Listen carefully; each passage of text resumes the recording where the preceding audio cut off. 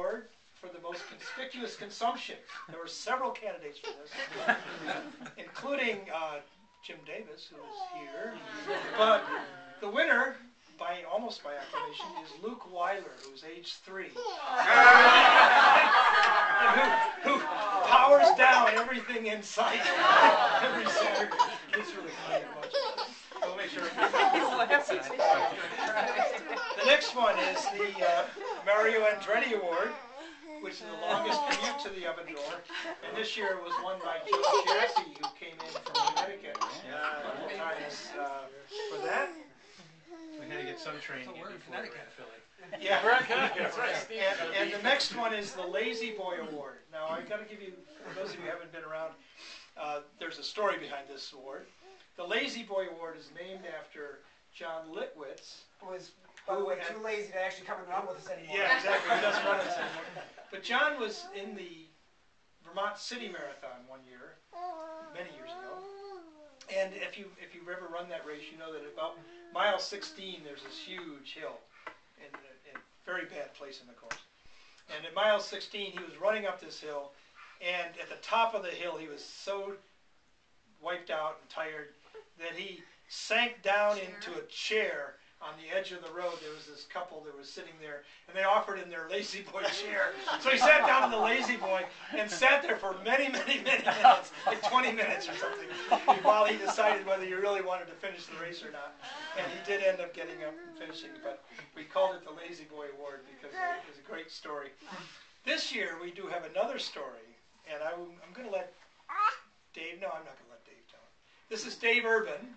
Dave, Well, you still here? Yes, you're still here. Yeah, I'm still here. Okay, I'm going to tell your story as it was related to me, okay. and then you can correct me, okay? All right, well, we'll see what we can do. Okay, so Dave was at a marathon.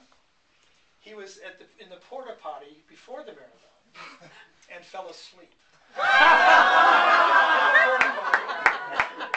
He realized that he was late, so he ran to the start. Whatever woke him up? Started the race.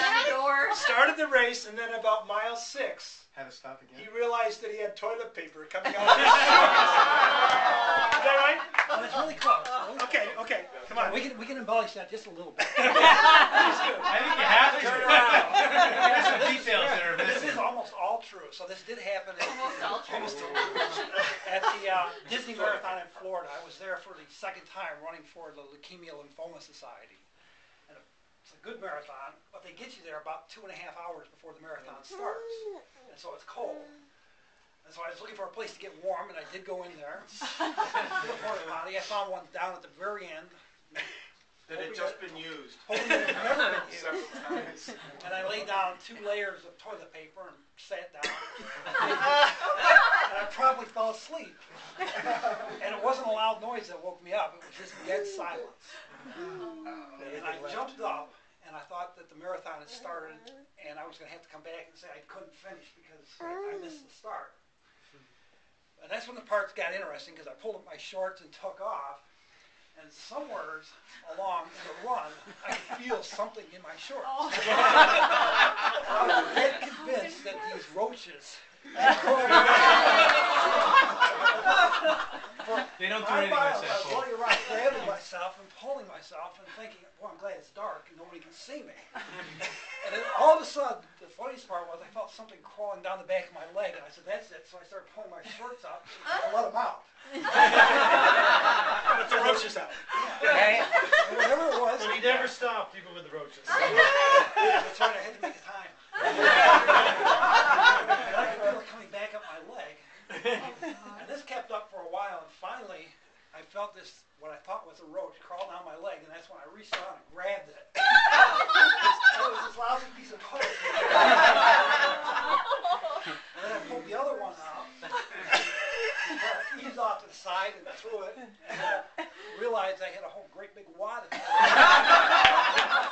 you put it in front, it helps you get When you carry, you're supposed to put it in a plastic bag. And that was one of the most embarrassing moments. I just happened to tell somebody a little bit about this, but I've never big spoken mistake. of this ever in public. Yeah.